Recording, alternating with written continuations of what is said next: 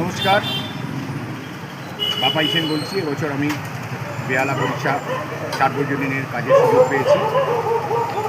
এটা আমার কাছে গর্বের ব্যাপার। এটা এত বড়, এত পুরনো একটা পুজো পেয়েছি। তবে 15 বছর খেলা হবে এই কথাটা আমরা শুনেছি, এবারে কিন্তু মণ্ডপে খেলা হবে। এটার জন্যেই আপনাদের কিন্তু মণ্ডপে আসতে হবে। খেলাটা কী খেলা, 15 বছর আমরা তো দেখে এসেছি। পুজোর কত উন্নতি হয়েছে সেটা আমরা জানি। আমরা আস্তে আস্তে স্টেপ বাই স্টেপ উঠেছি।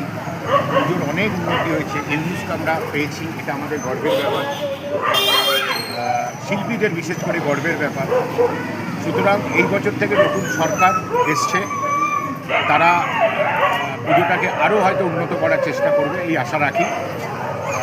তবে এবছর সত্যি কথা বলতে কি, পুজোটার মান এখন অবধি একটুখানি কম আছে, যেটা আমরা ভেবেছিলাম আরও বাড়বে। সরকার মাত্র দু মাস হলো এসছেন, তাদের দোষ দেওয়া যায় না। তাদের সুযোগ দেওয়া হোক, তারা নিশ্চয়ই পুজোটাকে আরও উন্নত করবে। তবে এবছর আপনি বরিশা সার্বজনীনে আসুন, আপনাদের সবাইকে আহ্বান করলাম যে আপনারা আসুন। একটা অদ্ভুত দৃষ্টিনন্দন তো বটেই, একটা অদ্ভুত ভাবনার একটা এখানে পরিচয় পাবে, যেটা 8 বছরের শিশু এসে তার পিতাকে হয়তো জিজ্ঞেস করবে এটা কি।